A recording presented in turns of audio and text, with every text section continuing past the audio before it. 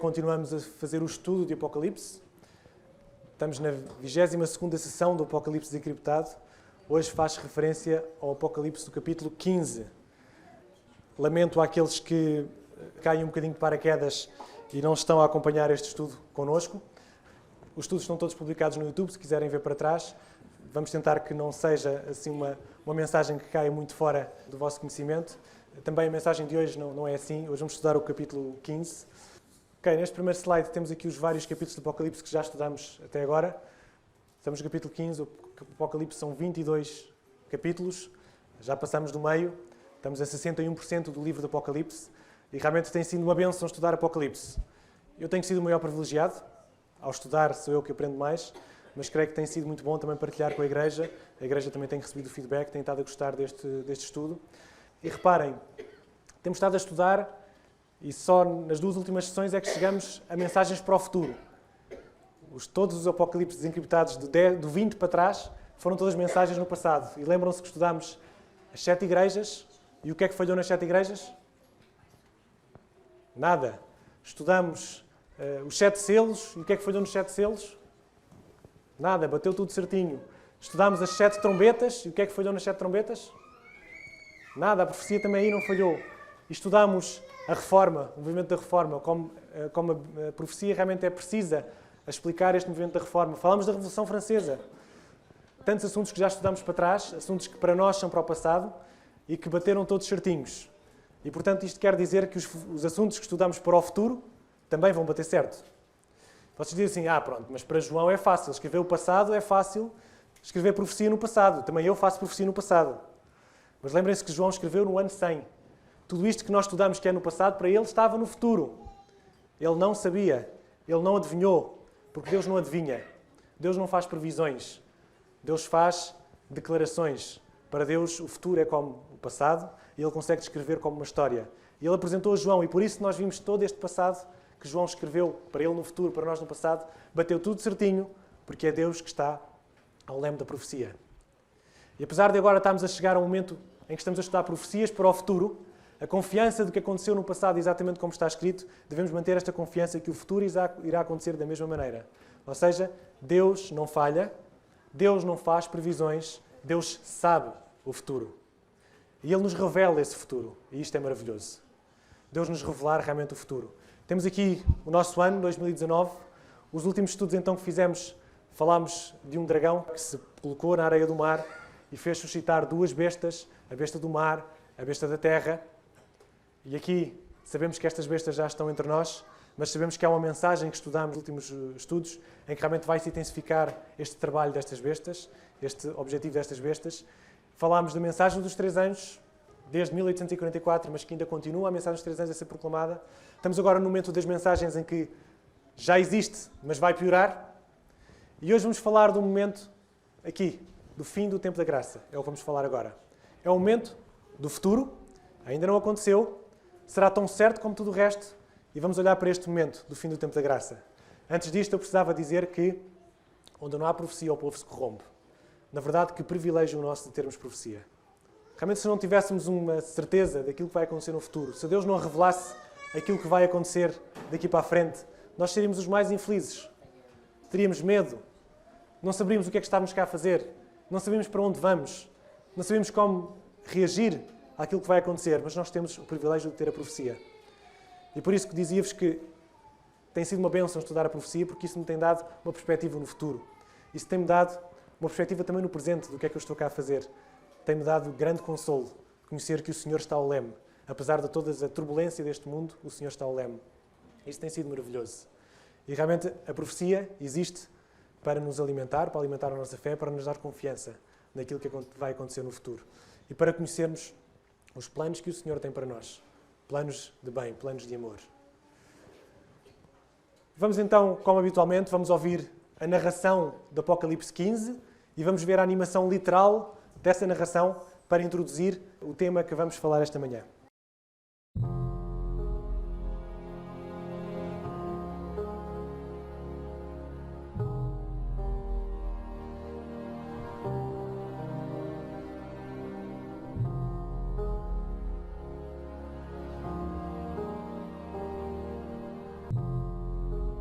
Capítulo 15. E vi outro grande e admirável sinal no céu, 7 anjos, que tinham as 7 últimas pragas, porque nelas é consumada a ira de Deus. E vi um como mar de vidro misturado com fogo, e também os que saíram vitoriosos da besta, e da sua imagem, e do seu sinal, e do número do seu sinal, e do número do seu nome, que estavam junto ao mar de vidro, e tinham as harpas de Deus. E cantavam o cântico de Moisés, servo de Deus, e o cântico do Cordeiro, dizendo: Grandes e maravilhosas são as tuas obras, Senhor Deus Todo-Poderoso. Justos e verdadeiros são os teus caminhos, ó Rei dos Santos. Quem te não temerá, ó Senhor, e não magnificará o teu nome? Porque só tu és santo, por isso todas as nações virão e se prostrarão diante de ti, porque os teus juízos são manifestos. E depois disto olhei, e eis que o templo do tabernáculo do testemunho se abriu no céu. E os 7 anjos que tinham as 7 pragas saíram do templo, vestidos de linho puro e resplandecente, e cingidos com cintos de ouro pelos peitos. E um dos 4 animais deu aos 7 anjos 7 salvas de ouro, cheias da ira de Deus, que vive para todo o sempre. E o templo encheu-se com o fumo da glória de Deus e do seu poder. E ninguém podia entrar no templo até que se consumassem as 7 pragas dos 7 anjos. 8 versículos, é o capítulo mais pequeno do Apocalipse, mas tem uma mensagem também extraordinária. Que o Senhor nos ajude a compreendê-la esta manhã, a mensagem do Apocalipse, capítulo 15. Primeiro versículo. E vi outro grande e admirável sinal no céu, 7 anjos que tinham as 7 últimas pragas, porque nelas é consumada a ira de Deus. Outro ciclo de 7. O Apocalipse tem muitos ciclos de 7. Esta é uma nova sequência de 7 e novamente um outro grupo de 7 anjos. Já falámos num grupo de 7 anjos quando falámos das 7 trombetas, cada anjo tinha uma trombeta. Agora falamos do novo grupo de 7. Agora estes anjos que tinham as taças com as pragas, a taça com a ira de Deus. Se fala das últimas pragas, o texto dizia que eram as últimas pragas, quer dizer que houve umas anteriores. Recordamos logo de algumas. As últimas anteriores foram, por exemplo, as do Egito. As 10 pragas que aconteceram no Egito. E há algum paralelo entre as pragas umas e outras, estudaremos mais para a frente, mas existe algum paralelo entre as últimas pragas. E também, se são as últimas, quer dizer que não vão acontecer mais nenhumas. Estas são as últimas. Ou seja, já houve pragas anteriores, mas estas são as últimas. Após isto não haverá mais pragas. Quando diz que está consumada a ira do Senhor, quer dizer que acabou. Acabou a paciência divina, acabou a tolerância divina, acabou a misericórdia, até porque em Apocalipse 14, que nós estudamos o versículo anterior, diz que as pragas vão ser sem mistura de misericórdia. As pragas que houve no Egito ainda houve misericórdia, mas estas últimas já não vão ter misericórdia. É um momento realmente importante, um momento que devemos entender. Agora pergunto, será que Deus está incolorizado, está irisado? Será que Deus é um Deus maligno? Olhando para estas pragas que o Senhor vai lançar, causa algum medo, algum receio, mas que Deus é este tão mau que vai mandar estas pragas sobre os homens? É algo estranho. Em primeiro lugar, Deus está irado com a humanidade? Deus está irado com o pecador? É que acham? É com os homens que Deus está irado? É com o homem pecador que Deus está irado? Deus está irado com o pecado. Isso sim. Dar-vos aqui uma ilustração. Imaginem que Deus diz: vou destruir este banco. Este banco está mal feito e eu vou destruí-lo. Este banco não foi planeado, não era assim que queria que acontecesse, vamos ter que o destruir. E ele diz: vou destruir este banco, não te sentes aí. E o homem senta-se. E ele continua a dizer: vou destruir este banco, sai desse banco, sai daí. E mais alguém se senta. E Deus continua a dizer: esse banco é para a destruição, sai daí. E mais um se senta. E Deus continua a apelar e a apelar e a apelar e dizer: não te sentes aí, vou ter que destruir. Até que finalmente chega a ira de Deus e o banco é destruído. Mas quem estava lá em cima também? Para quem era a ira de Deus? Era para as pessoas ou para o banco? Era para o banco. Mas as pessoas não largaram o banco. Continuaram a brincar no banco. Continuaram a procurar o banco. Continuaram a fazer aquilo que queriam. Quando Deus dizia: sai do banco, eles continuavam a sentar-se no banco. Realmente, Deus avisou várias vezes. Várias vezes na história temos avisos de Deus. Várias vezes, vários apelos. O próprio Jesus, João, o próprio Ellen White, vários avisos são dados. E, portanto, depois de tantos avisos, irrazoável é o homem não largar o banco. Depois de tantos avisos, depois de tanta profecia, depois de tanta explicação, é irrazoável o homem não largar aquilo que o Senhor diz que é para largar. É razoável que realmente o homem continue no caminho que o Senhor diz que não é para seguir. Portanto, quando olhamos para Deus na sua ira, quando acabou o limite da sua misericórdia, quando acabou o limite da sua paciência, depois de tantos 1000 anos, quantos de nós teria tanta paciência? Nós vivemos 70, 80 anos e falta-nos tantas vezes a paciência, quantas vezes Deus em 1000 anos não teve paciência connosco. É realmente extraordinário. Por outro lado, não fiquem assustados. Queria-vos dizer isto porque as pragas são contra quem? O versículo dizia, e em Apocalipse nós estudamos, se alguém adorar a besta e a sua imagem e receber o sinal da testa ou na sua mão, também este beberá do vinho da ira de Deus. Ou seja, estas pragas que estão aqui não são para nós. Estas pragas que estão aqui a ser apresentadas não são para os filhos de Deus. A não ser que alguém aqui brinque com Deus. Aí já não posso dizer nada. Mas estas pragas são para aqueles que realmente vão aceitar, ainda no futuro. Que já começaram a aceitar, mas que vão aceitar ainda no futuro, a besta, a imagem e receber o seu sinal na testa, na sua mão. Estudámos isto nos 2 últimos capítulos do Apocalipse.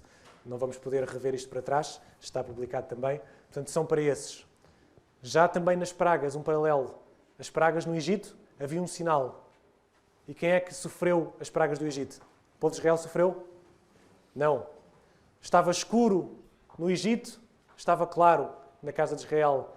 A água era sangue no Egito, mas havia água limpa no povo de Israel, porque eles estavam selados. As pragas não foram para eles. E havia um selo que puseram na porta, como na última praga, em que o anjo passou, e a destruição foi para os egípcios, não foi para o povo de Israel.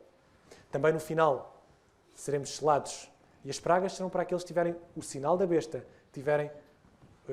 adorarem a besta e a sua imagem, não para aqueles que não o fizerem. Portanto, não precisamos temer, porque estas pragas não são para nós. Vi como um mar de vidro misturado com fogo, e também os que saíram vitoriosos da besta e da sua imagem e do seu sinal, e do número do seu nome, que estavam junto ao mar de vidro e tinham as harpas de Deus. É interessante que, ao contrário das outras histórias, as histórias que nós conhecemos têm o herói a levar pancada do início ao fim, e antes do fim ele ganha forças e vence. As histórias que nós conhecemos, a maior parte, são todas assim, histórias escritas, as histórias dos filmes, são todas assim, o herói a sofrer, chega ao fim e ganha. Apocalipse é um bocadinho diferente. Apocalipse, antes de mostrar, vejam o amor de Deus, antes de mostrar as pragas, antes de mostrar a ira de Deus, ele vai avançar, João vai escrever um bocadinho mais à frente, vai mostrar o final da história, ou seja, vamos ver os filhos de Deus lá em cima no céu. E depois então, João apresenta as pragas. Ou seja, Deus quer nos dar ânimo antes de nos mostrar algo tão terrível. Quer nos mostrar que vão sair vitoriosos das pragas. Nem todos vão sofrer as pragas, vão ser só aqueles que aceitarem realmente o sinal da besta. É interessante a história como o Apocalipse escreve, e o Apocalipse faz isto várias vezes, mas ele começa a dar-nos ânimo, antes de falar das pragas, vai-nos falar dos santos lá em cima no céu, para que possamos estar animados antes de olharmos para o assunto das pragas. E fala-nos novamente do mar de vidro. Já tínhamos falado do mar de cristal, em Apocalipse 4, 6. João falou novamente, animou antes de trazer uma mensagem triste. Diante do trono de Deus estava este mar de cristal. Agora em Apocalipse 15, 2 fala-nos de um mar misturado com fogo. Reparem, quando nós falamos do céu, João tenta arranjar imagens que se consiga exprimir um pouco do que nós entendemos, da linguagem que nós conhecemos, para tentar exprimir uma coisa que não é possível transmitir, não é? Que é difícil, que ele tem dificuldade em transmitir. A própria descrição que ele faz de Deus fala como se fosse de pedras preciosas, que é talvez aquilo mais bonito que ele conhece neste mundo, o brilho talvez mais bonito que ele conhece. E agora ele vai-nos falar de um mar de vidro. Talvez o que nós conhecemos como mar de vidro misturado com fogo seja um pôr do sol, em que o sol está baixo, o mar está arraiado com aqueles, parece, tons de fogo, não é? Talvez seja uma coisa mais próxima do que isto. Mas reparem a diferença. Nós acabamos de estudar Apocalipse, capítulo 14, capítulo 13, em que se fala do mar revolto, onde saem bestas, que são poderes, que vêm contra o remanescente do Senhor. Acabamos de falar nisto, nos últimos capítulos do Apocalipse. E agora João tem uma visão diferente, em que ele fala de um mar de vidro. Vejam a diferença. O mar revolto, onde surgem as bestas, mas agora ele vai falar do mar de vidro lá em cima. Porquê? Em primeiro lugar, mar representa a separação entre os povos, mas os povos estão todos em cima do mar. Depois, é um mar solidificado, não é um mar revolto, não é um mar de ondas, não é um mar em que que há turbulência, é um mar realmente pacífico, é um mar permanente, é um mar completamente diferente daquilo que João falou anteriormente. Então é esta visão que João nos quer dar, antes de falar das pragas, quer-nos falar lá em cima no céu, vão estar os santos neste mar de vidro. E em Apocalipse, dizia-nos que o mar de cristal, em Apocalipse 4:6, estava diante do trono, portanto, com certeza, João está a falar novamente do mesmo mar de cristal que está diante do trono de Deus. Este mar de cristal, agora com tons de fogo, onde está lá em cima o povo de Deus, aqueles que saíram vitoriosos. A imagem dos santos vitoriosos, igual ao início do capítulo 14, como já vos tinha dito, fala também das harpas ali. Fala-se muitas vezes das harpas. Quando nós falamos em Apocalipse 5, as harpas, os 24 anciãos tinham harpas para tocar. Em Apocalipse 14:2 também falou-se que os 144.000 tinham harpas. As harpas fazem parte do louvor ao Senhor, da adoração a Deus. Agora, eles cantavam alguns cânticos específicos. Dizia assim: cantavam o cântico de Moisés, servo de Deus, e o cântico do Cordeiro. Creio que é algo que nós já falamos, não é nenhuma novidade em Apocalipse. Quando o povo de Israel passou o Mar Vermelho, o mar abriu, eles passaram, os egípcios entraram dentro do Mar Vermelho para apanhá-los. Quando o último israelita chegou ao outro lado, o mar fechou-se e os egípcios morreram naquele mar. E a seguir, qual foi o cântico de Moisés? Cantarei ao Senhor, pois triunfou gloriosamente. Lançou no mar o cavalo e o seu cavaleiro. Em teu triunfo grandioso derrubaste os teus adversários, enviaste o teu furor flamejante que os consumiu como palha. O cântico é um cântico de libertação dos inimigos. Este é o cântico de Moisés. E aqui também podíamos aplicar isto quando chegar as pragas. Também será um cântico de louvor dos santos, porque as pragas eliminaram os adversários deste mundo, eliminaram o pecado deste mundo. O nosso cântico será, lá em cima, o mesmo de Moisés. Este cântico de libertação, um cântico de vitória sobre os seus inimigos. Mas havia mais um cântico, o cântico do Cordeiro. Ellen White descreve o cântico do Cordeiro, testemunho para os ministros, e ela diz assim: o segundo tema será o cântico do Cordeiro, o hino de graça e redenção. Esse hino será mais alto, mais elevado e em mais sublimes assentos, ecoando e recuando pelas cortes celestiais.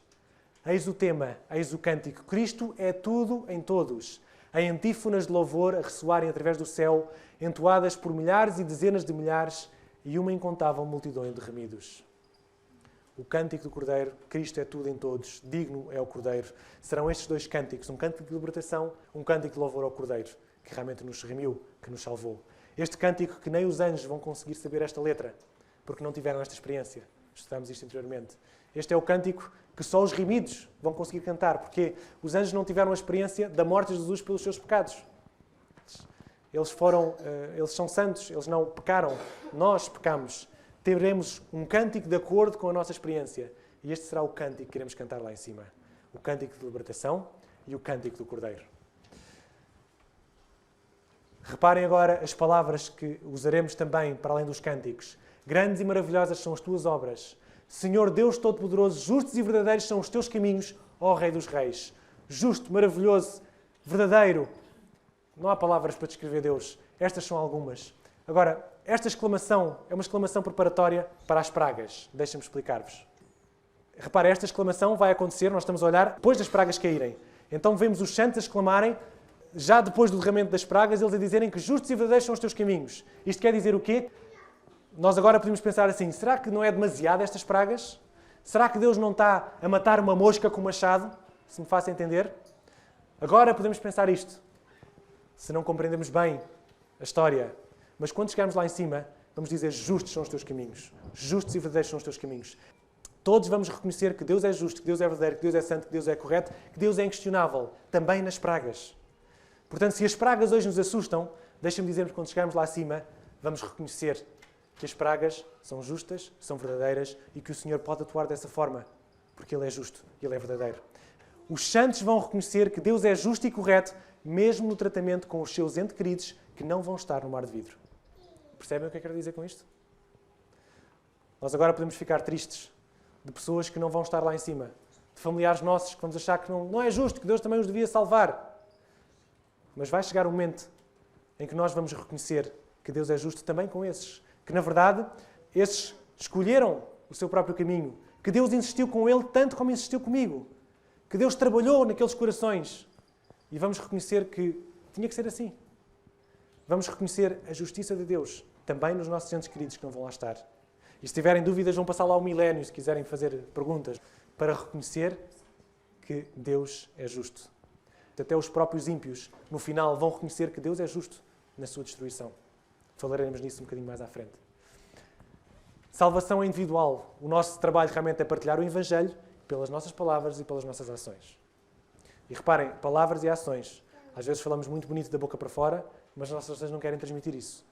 E muitos dos nossos que estão ao nosso redor, se calhar não são mais agarrados a Deus ou não se voltam mais para Deus por causa do nosso exemplo. Portanto, palavras e ações. Esse é o nosso trabalho.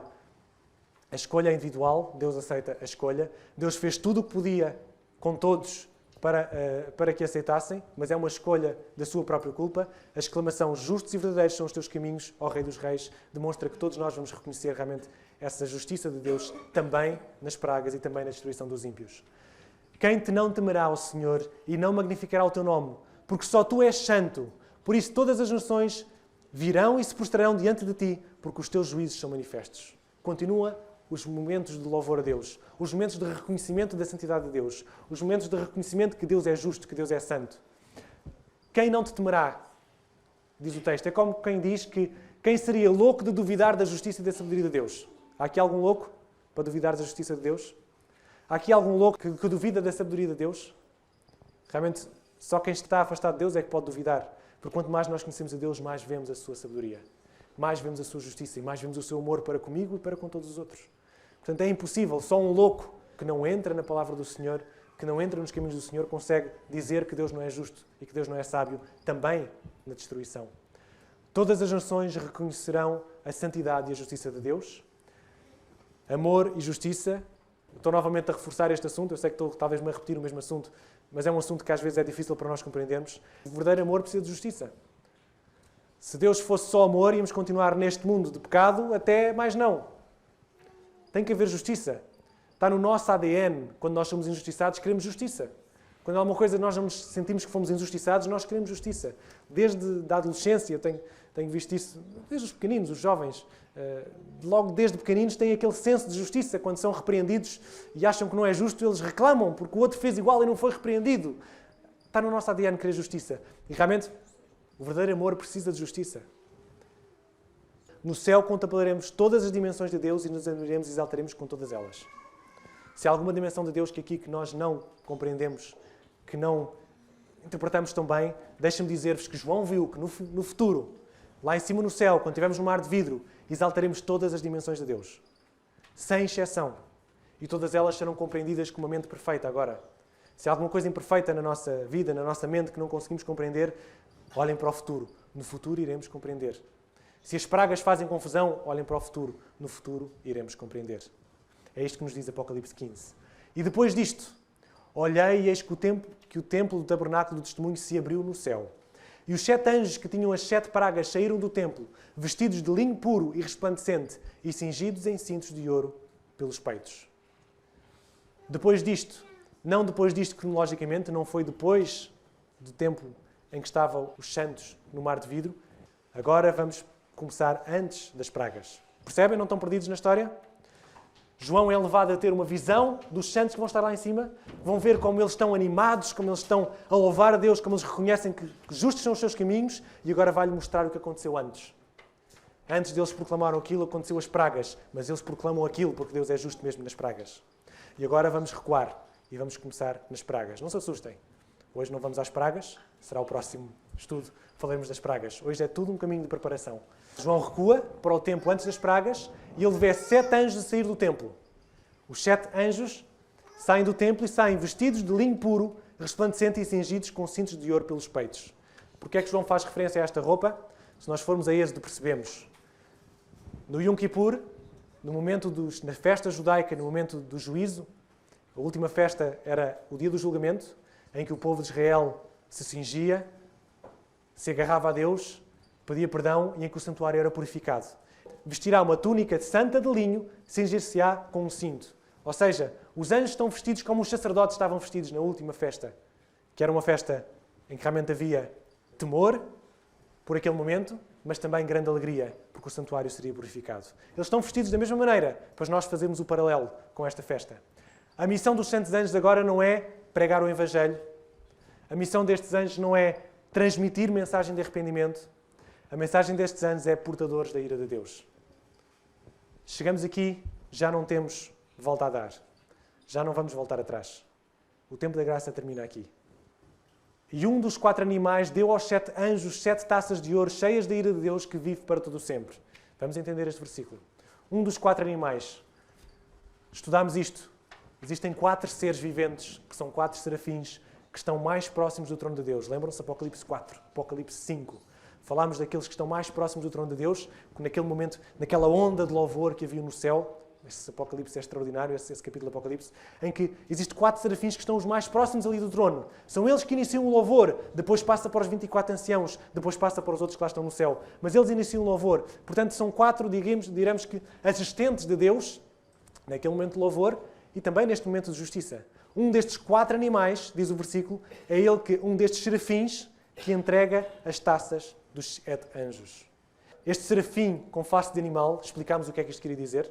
Para quem faz confusão, terá que ver o Apocalipse anterior. Explicámos o que eram estas feições, os 4 animais. Um deles, os 4 serafins, um deles tinha face de homem e os outros tinham face de 3 animais. Explicámos o que é que isso queria dizer.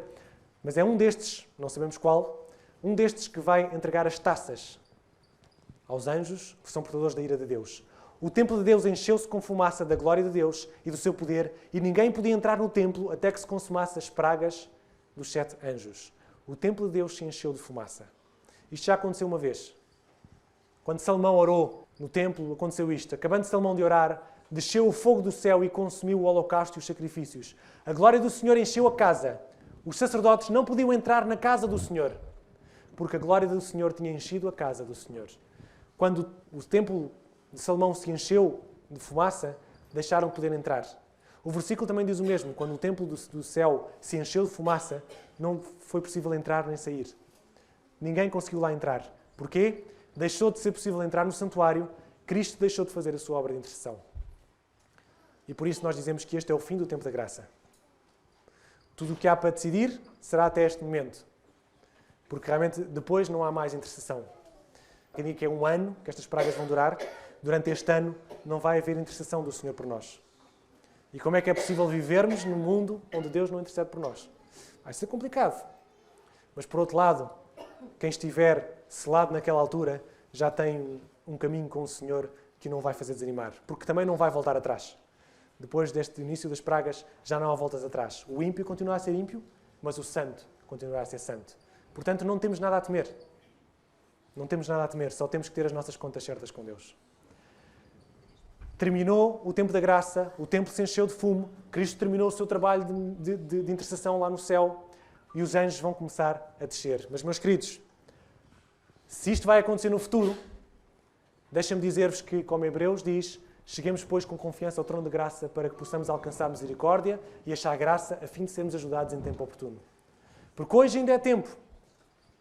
E talvez quando falamos no tempo da graça, esta é a mensagem que nós mais partilhamos. Hoje ainda é tempo. E não devemos estar à espera de ver a primeira praga para dizer agora tenho que me entregar ao Senhor, porque aí já é tarde. E não devemos estar à espera de amanhã, porque não sabemos se amanhã estaremos vivos. Porque o tempo da graça termina para mim quando eu morrer. Se não chegar até aquele momento, quando eu morrer acabou o tempo da graça. Não há mais nada que eu possa fazer. Portanto, hoje é o dia, não é amanhã, não é daqui a um tempo. Quantas vezes nós ouvimos uma mensagem, uma pregação que nós gostamos, que nos anima, diz quando eu chegar a casa vou me entregar ao Senhor. E quando chegarmos a casa, alguma coisa aconteceu que nós... Amanhã eu acordo mais cedo e vou me entregar ao Senhor. E adiamos, e adiamos, e adiamos. Hoje, Hebreus diz que é hoje. Porque em Apocalipse 15 já passamos a barreira. Em Apocalipse 15, quando os 7 anjos saírem do templo, o templo vai encher-se, a porta da graça vai fechar-se. Já não há mudanças. Se hoje ouvirmos a sua voz, não endureceis os vossos corações. É o que diz Hebreus 3, 7 a 8. O próximo Apocalipse encriptado que eu estarei convosco, o próximo será então já depois do tempo da graça. Portanto, quando começar a cair a primeira praga, a porta da graça já fechou. Sem hipótese de misericórdia, de perdão, de restauração, terminou a mediação do Senhor. Esse será o próximo Apocalipse que nós vamos estudar. O Espírito Santo deixará de fazer o seu trabalho. Daniel faz uma descrição sobre isto também. Ele diz que naquele tempo se levantará Miguel, o grande príncipe, que se levantará a favor dos filhos do seu povo. E haverá um tempo de angústia, o qual nunca houve, desde que houve nação até aquele tempo. Reparem, Daniel vê Miguel a se levantar do templo, a acabar a mediação. Mas ele vai se levantar do templo o quê? Para se levantar a favor dos filhos. Haverá um tempo de angústia, é verdade, mas continuem a ler o versículo até ao fim. Diz assim: mas aquele tempo livrar-se-á o teu povo, todo aquele que for achado escrito no livro. Amém. Vai ser um tempo de pragas, um tempo de ira, mas o Senhor levantou-se para salvar o seu povo, para salvá-lo dos seus inimigos. Porque os nossos inimigos que vêm atrás de nós, vamos ter tanto temor deles como o povo de Israel quando passou pelo Mar Vermelho. Acham que eles queriam ser apanhados? Eles temeram pela sua vida. Nós também vamos temer pela nossa vida por aqueles que realmente nos vêm perseguir nesse momento. Como eles, como os israelitas não morreram naquela altura, também nós seremos livrados pelo Senhor. O Senhor levanta-se para livrar. Muito importante este capítulo, dos 8 versículos. 61, vamos passar a 63% do livro. E não nos falta um bocadinho mais de um terço do livro do Apocalipse para chegarmos ao fim. E continuo animado a querer estudar convosco. Vêm agora aí mensagens extraordinárias, quando falamos do céu, quando falamos do juízo, quando falamos do milénio. São mensagens extraordinárias que vão encher o nosso coração. Não desistem ainda, ok? Não desistam de estudar Apocalipse. Mas é verdade que o próximo será sobre as pragas. Gostava de partilhar convosco uma mensagem que ainda ontem ouvi. Dois apelos finais. A primeira, ontem impressionei-me com esta mensagem de Ellen White. Ellen White diz a determinada altura que nós podemos ter a companhia de quem quisermos. E reparem o que é que ela escreve no livro Educação. Ela diz: com a palavra de Deus nas mãos, todo o ser humano, qualquer que seja a sua sorte na vida, pode ter a companhia que preferir. Com as palavras de Deus na mão, qualquer um, eu não costumo usar a palavra sorte muitas vezes, mas é interessante que aqui usou, ou foi traduzido desta maneira. Qualquer um que seja a sua sorte na vida, pode ter a companhia que preferir. E continua: nas suas páginas pode entreter conversas com aquele que há de mais nobre e melhor no ser humano, e ouvir a voz do Eterno ao falar com ele com os homens. Ao estudar e meditar os temas para os quais os anjos desejam bem atentar, pode ter a companhia destes. Agora está aqui a dizer que, quando eu medito nestes temas, existem anjos ao meu redor que querem estudar esses temas comigo. Pode ter a companhia deles. Deles quem? Dos anjos que querem estudar este tema connosco. Reparem, quando abro a Bíblia e estudo o sacrifício de Jesus, os anjos não podem entender plenamente, mas eles querem contar aquilo que viram. Querem contar aquele amor que sentiram. Os anjos têm este objetivo de nos poder ajudar para esta batalha final, para nos prepararmos para este encontro no céu. E nós podemos escolher quem quisermos ao nosso lado. Os anjos de Deus ou podemos escolher os anjos das trevas. Dependendo do que eu vou fazer, eu escolho a companhia. Esta mensagem fez-me lembrar Daniel. Daniel estava na Babilónia e ele estava triste. Estava triste por uma razão. Ele tinha estudado em Jeremias que o tempo de cativeiro seria 70 anos. E os 70 anos estavam a acabar. E Daniel não via como é que aquilo ia acontecer. E depois teve uma visão dos 2.300 tardes. E ele pensou, 2.300 dias, mas eu não vou estar vivo nessa altura. E aquilo fez muita confusão à cabeça dele. Ele não percebeu, mas vou ser liberto ou não vou ser liberto? E sabe o que aconteceu? Deus, no seu trono, estava a ver o que Daniel estava a estudar. E disse, Gabriel, vai lá abaixo. Vai lá abaixo ter com Daniel e explica-lhe. Num lápis, pôs cá em baixo para explicar a Daniel aquilo que ele estava a ler, para o animar. E vejam o que ele diz. E me disse, Daniel, homem muito amado. Não são bonitas essas palavras? Mas o Senhor quer dizer o mesmo a nós. Podia estar ali o meu nome, Byron, homem muito amado. Podia estar o vosso nome. Este Daniel que estava à procura de explicações, Deus se alegrou com isso. Este homem está à procura da minha palavra, ele quer entender a minha palavra. Gabriel, vai lá abaixo. Diz, homem muito amado, entende as palavras que te vou dizer e levanta-te sobre os teus pés, porque a ti sou enviado. E falando ele comigo esta palavra, levantei-me tremendo, então me disse, não temas, Daniel, porque desde o primeiro dia em que aplicaste o teu coração a compreender e humilhar-te perante o teu Senhor, são ouvidas as tuas palavras e eu vim por causa das tuas palavras. Amém? O Senhor diz o mesmo a nós. Homem e mulher muito amado. Eu ouvi as tuas palavras. Eu ouvi a tua súplica. Eu ouvi enquanto estavas de joelhos a falar comigo. podemos ter a companhia que nós quisermos, a companhia que nós preferimos, dos anjos celestiais ou dos anjos das trevas. E continua Ellen White a falar, com a palavra de Deus nas mãos, pode seguir os passos do Mestre Celestial e ouvir as suas palavras como quando ele ensinava nas montanhas, nas planícies e no mar. Ele pode, com a leitura, beber como se Jesus estivesse a pregar para ele naquele momento. Pode, neste mundo, habitar numa atmosfera celestial, aproximando-se mais e mais do limiar deste mundo eterno. Ou seja, neste mundo, com toda aquela turbulência que existe, podemos viver esta atmosfera no céu, com a palavra de Deus nas mãos. No limiar do mundo eterno, e isto até que se abrem os portais e ali ele entre. E ali entremos. Não se achará ali como estranho. Aquele que pela palavra de Deus viveu em associação com o céu, encontrar-se-á à vontade na companhia dos entes celestiais. Percebe o que isto quer dizer? Aquele que aqui se habituou à companhia dos anjos. Aquele que aqui se habituou à presença do Espírito Santo. Aquele que aqui, de joelhos como Daniel, procurou o Senhor, vai se sentir plenamente em casa quando chegar lá acima. Vai se sentir em casa e vai se sentir bem com a associação com os seres celestiais. O que é que eu vou fazer no céu? Deve ser muito chato. É muito chato quando realmente eu não estou a entreter-me com os anjos aqui, quando eu não estou a buscar o Senhor, porque quando eu busco e eu contemplo estas coisas, realmente lá em cima no céu vai ser extraordinário. E nós vamos gostar de lá estar. Termino com um último apelo. Nunca mais me esqueci deste apelo. Feyerabend, anos 90.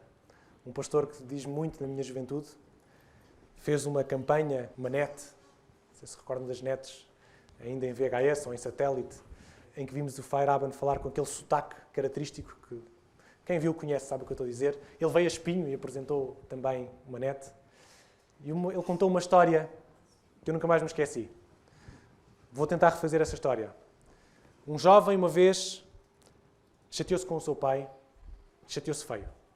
Tiveram uma discussão grande, tiveram uma birra grande entre os dois, e ele saiu de casa, foi à sua vida, e passaram-se anos sem que ele falasse com o pai. Não ligava nos anos, não ligava nas épocas festivas, ele não falava com o pai. Falava com a mãe algumas vezes, mas não falava com o pai. Mas alguma coisa tocou no coração deste jovem, já adulto, já muitos anos depois, tocou no seu coração. Ele queria falar com o pai novamente. Ele sentia este desejo, ele não se sentia em paz. Ele queria refazer a sua vida com o pai. E este sentimento não o largou. Este sentimento continuou a atormentar várias semanas, vários meses. E ele diz, não, eu tenho que encontrar-me com o meu pai. Ele, numa das vezes que falou com a mãe, disse, mãe, será que o pai me recebe? Será que o pai está disponível para me receber? Será que ele ainda me ama? Será que ele me pode perdoar? E a mãe diz, não sei, filho. Diz, mãe, eu não aguento mais. Eu tenho que ir a casa e tenho que saber isso. Mãe, por favor, eu vou passar no comboio. A casa dos pais havia uma linha de comboio que passava perto. E ele diz, mãe, eu vou passar no comboio. Se porventura tu conseguires perceber que o pai me quer receber, põe alguma coisa branca na janela. Um lenço para eu perceber que o pai me pode receber. E aquele jovem desligou o telefone, preparou-se para aquele momento. Apanhou o comboio e imagina como é que ele estava no vagão do comboio. Levantava-se para trás, para a frente, sentava-se, levantava-se, não conseguia estar quieto. E houve uma pessoa que estava sentada ao banco dele e disse, jovem, mas o que é que se passa contigo? Que nervosismo é esse? E ele acabou por contar esta história, que estava zangado com o pai, que estava a caminho de casa do pai, mas não sabia se o pai o queria receber. E a viagem continuou. E chegou um momento em que ele disse, eu nem posso olhar, eu não quero ver aquela casa. Por favor, na próxima curva vai aparecer uma casa amarela. Por favor, diga-me se há alguma coisa na janela, com algum sinal branco, para que eu saiba que o pai quer me receber e eu possa sair da estação e ter com o pai. Senão eu não vou sair sequer. Por favor, diga-me, ele não conseguia ver, eu olhava para o outro lado. E eu, está bem. O outro amigo, ali da ocasião, ficou a olhar para a janela e apareceu a casa. Ele diz, olha para aqui. Não, eu não posso ver, diga-me só. Olha, tu precisas de ver isto. Mas o quê? Anda cá, tu tens que ver isto. E quando ele pôs a cabeça na janela, a casa era mais branca do que amarela. Porque havia lenços por cima do telhado, nas portas, nas janelas. Havia sinais brancos em toda a casa. O jovem percebeu que o pai iria receber. Meus queridos, este apelo é exatamente da mesma forma. O pai está pronto a nos receber. Se algum de nós achou aqui que foi longe demais, está chateado com o Pai durante anos, o Senhor está pronto a receber. Querem saber um sinal? Quantas estrelas estão no céu? Esse é o sinal que o Senhor está pronto a nos receber. Esse é um sinal que o Senhor está pronto a reatar o nosso coração a Ele. As mensagens do Apocalipse são verdadeiras. Vai chegar este momento. Temos que realmente voltar para o nosso Deus. O lençol branco já está estendido. Há muito tempo. E podemos voltar porque o lençol está lá para nós. Para a graça do Senhor. O Senhor está pronto a nos receber. Que possamos nós ir até Ele. Amém, Senhor.